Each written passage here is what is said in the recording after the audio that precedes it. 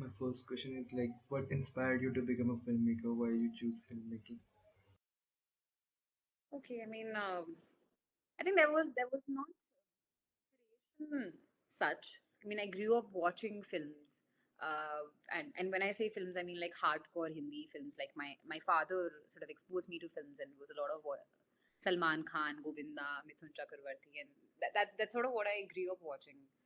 And sometime I think when I was 15, some school competition happened wherein we were supposed to make a film and made something very very random. Very now that I look back, I'm saying it was so cringy, but that random thing sort of won an award then.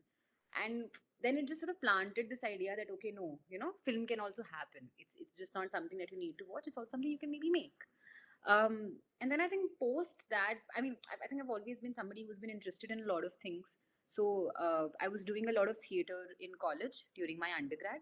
Um, but then right after I joined this newspaper in Delhi, and I was a journalist.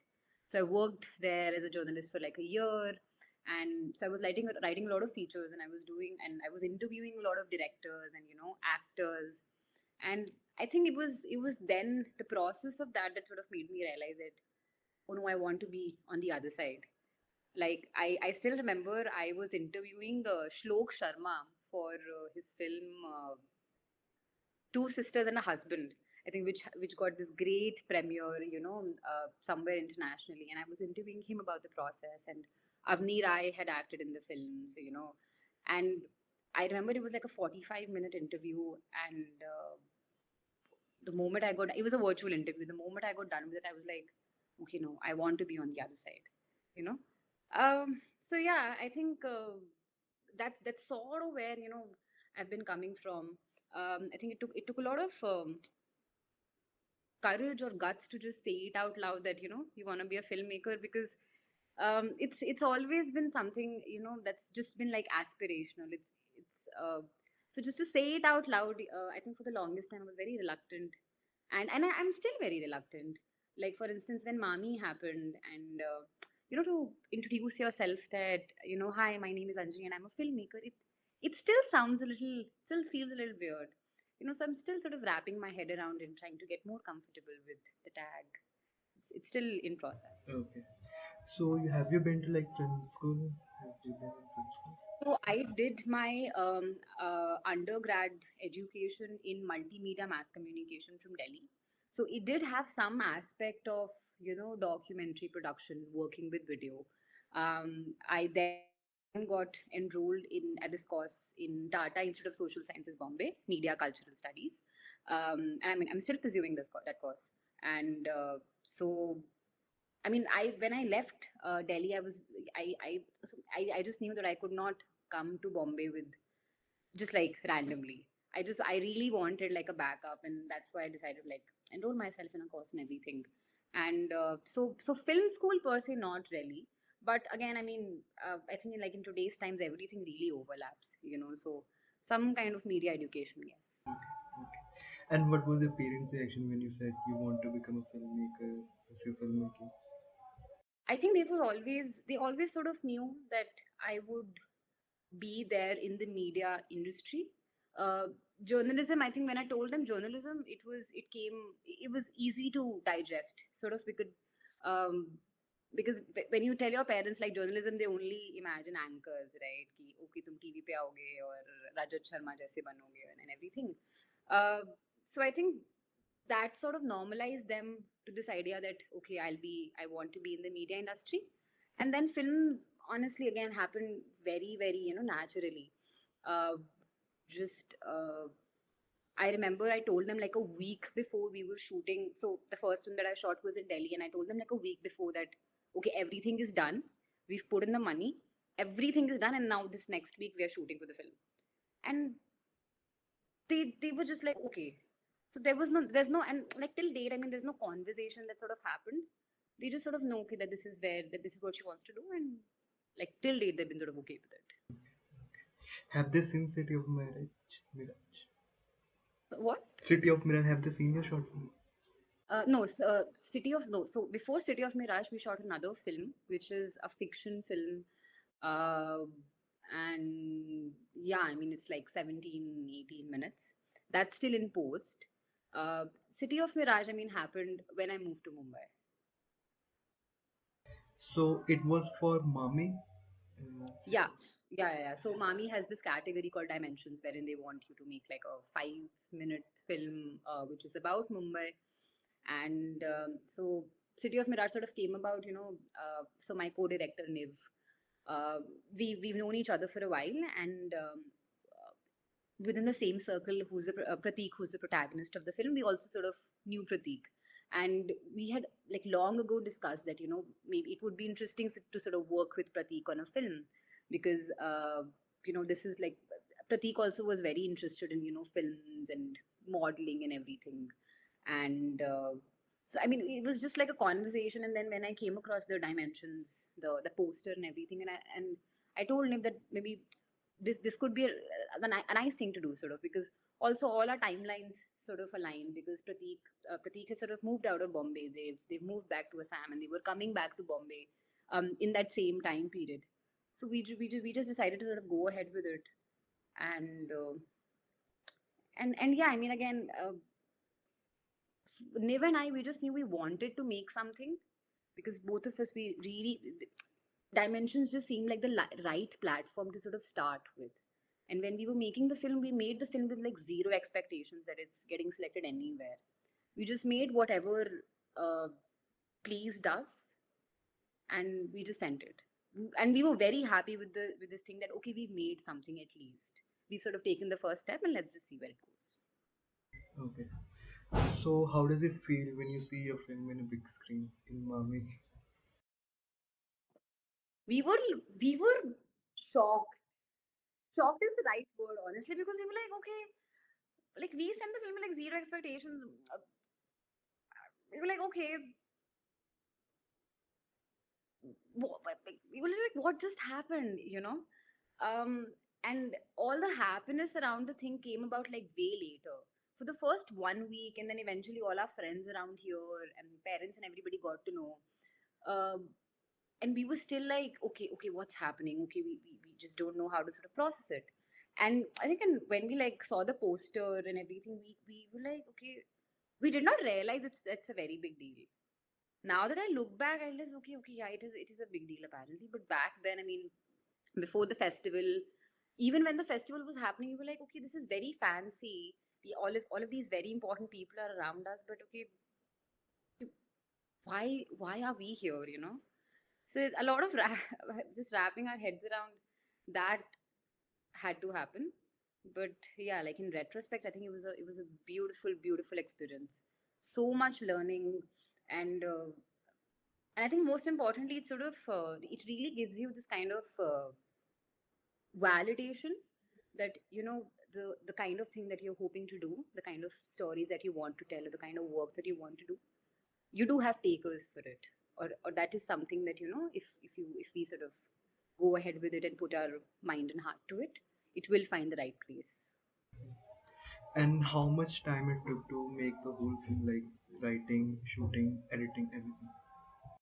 Okay, so we started with like a bunch of interviews with Pratik, with regard to, so the film basically is about Pratik, who's this gender fluid person, fluid tribal person from Assam. So they've all their life they lived in Assam, and they came to TIS for a master's degree for 2 years. And once the degree got over, they left Bombay again and they went back to Assam. Uh, so we started speaking to Pratik about as a queer person, what were their experiences like when they would travel in Mumbai. We have this larger understanding that metros or urban spaces or metropolitan spaces, they're usually more inclusive when it comes to people of different identities. But in our, and Niv is also queer, and we within through our conversations we realize that that's not necessarily like the case. So we started off with like a lot of interviews with Pratik. We would record those interviews to get an understanding of what their experience has been like. How do they perceive Mumbai, and how do they think their hometown, which is a village in Assam, differs from Mumbai. And so that's how we sort of started. And like I think a couple of days of all of these interviews, a lot of conversations actually, and then we started just going around Mumbai. So we would ask Prateek, tell us about some XYZ place that you went to when you were in Mumbai, and tell us about any important memory from that particular place, and we would just like go to that place and shoot. And the shooting process was also very like very open ended. You would just ask Prateek to do. I mean, actually, sometimes we wouldn't even ask Prateek to do anything. Prateek would just walk around. Prateek would like play with animals, like dogs, in the area. And we would just shoot Prateek in that particular space.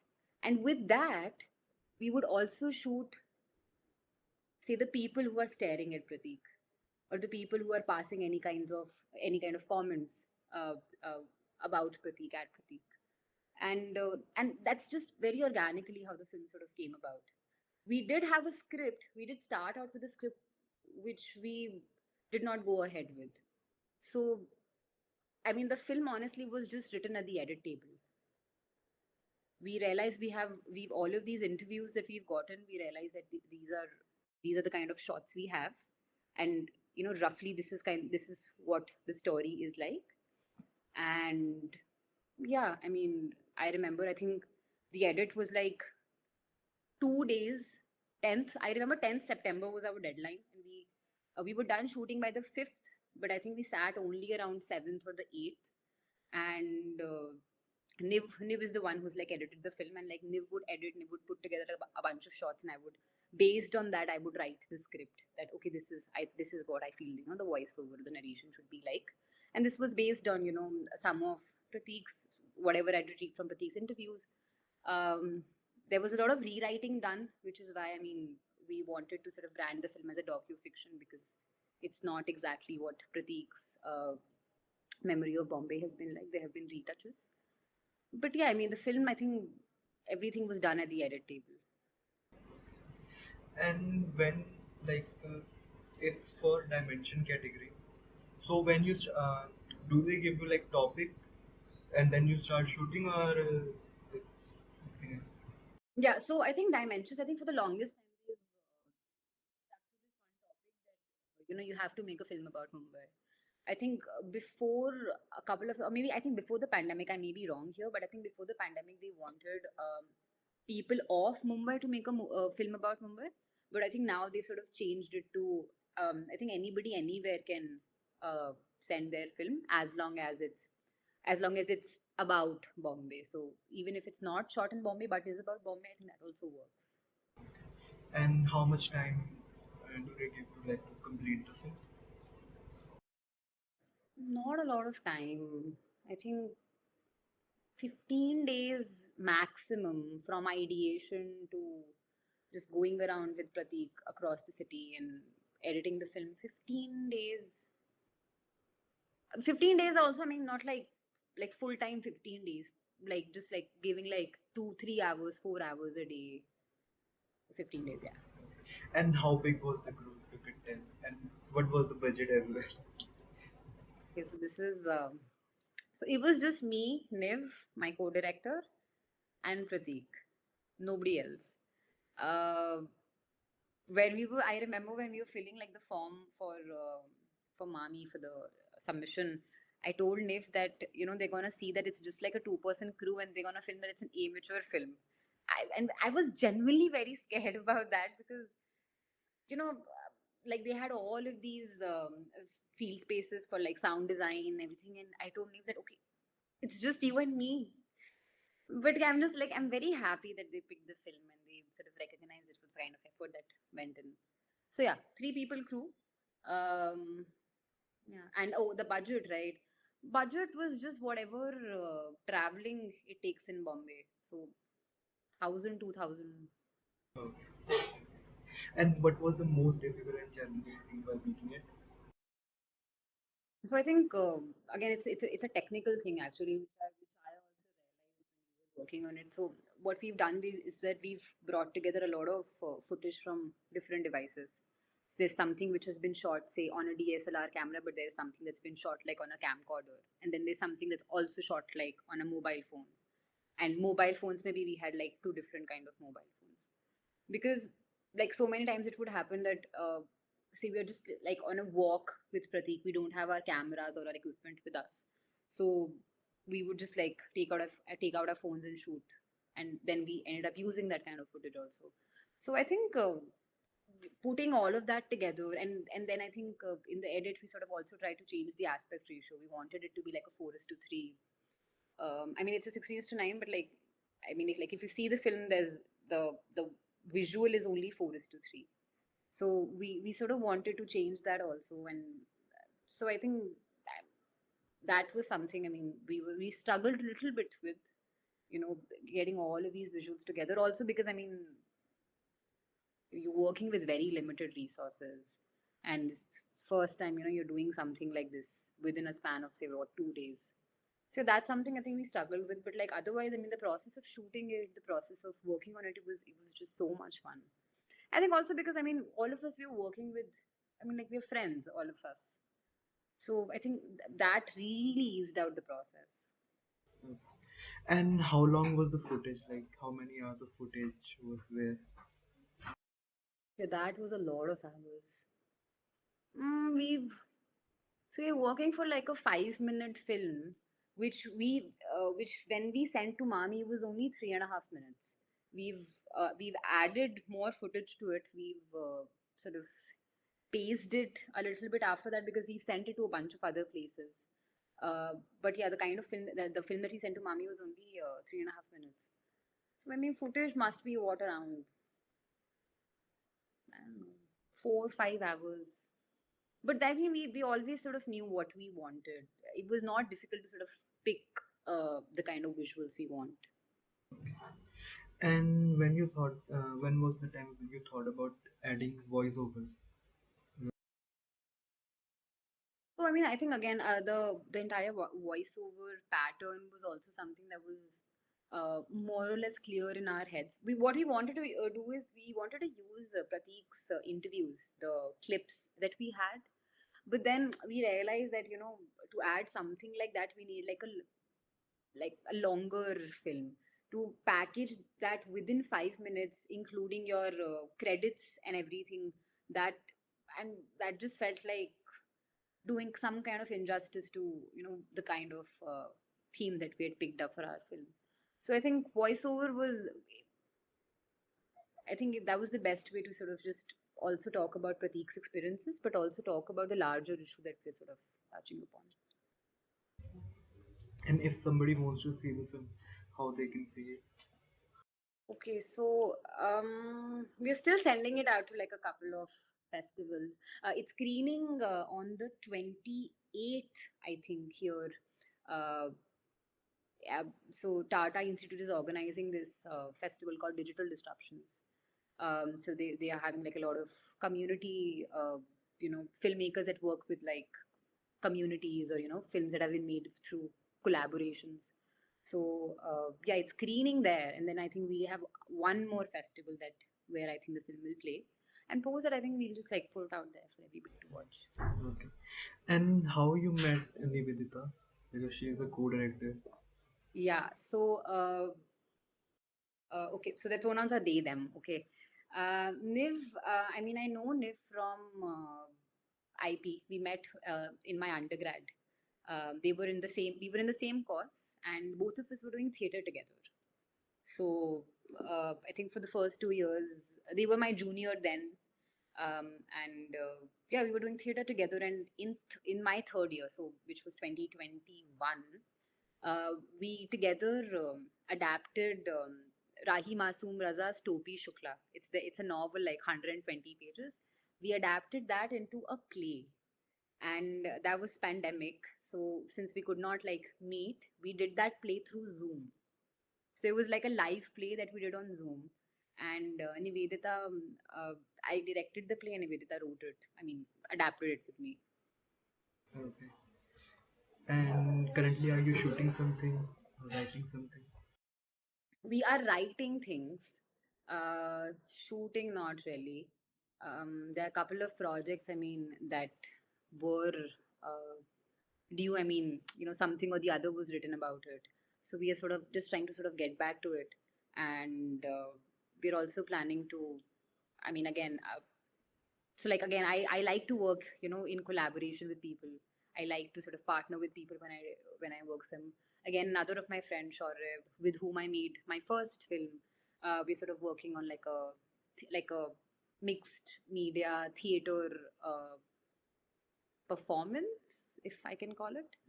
Uh, so yeah, that's something that we're sort of trying. And what are your favorite films and filmmakers, if you can recommend some?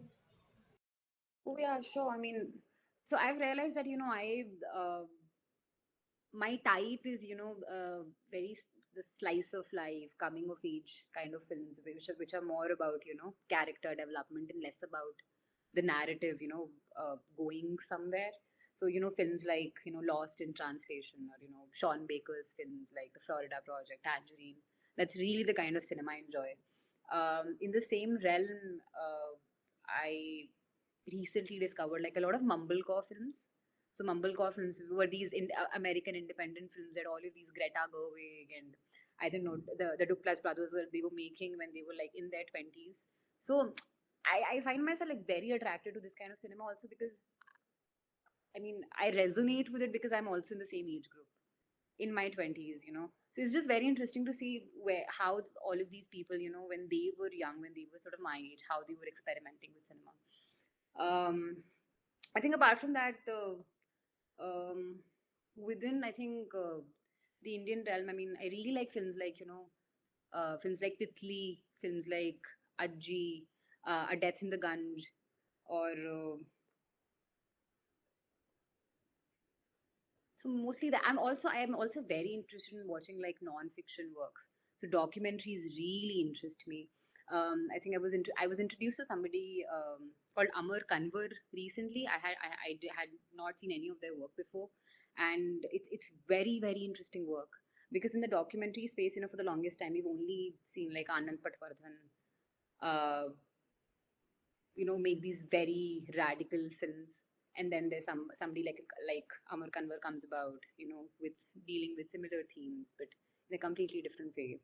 So again, I think that the Amar Kanwar would be one director that I would really suggest people to watch. There's this another film called Nirnay by Pushpa Rawat, which I happened to watch recently. It's a beautiful documentary.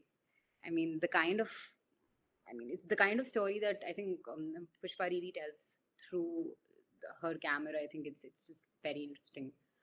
Um, I think apart from that, another filmmaker that I think I would suggest people, and this filmmaker was suggested to me by one of my friends, Shore, I mentioned.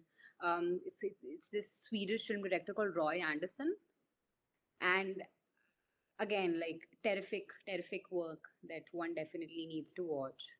I would have also said, I think, say, have you had this interview, like, say, a couple of, say a year ago, I would have also suggested Yorgos Lanthimos. But I think after Poor Things, people do sort of know of him and the kind of work he does, but again, very interesting work. So, yeah, I think that.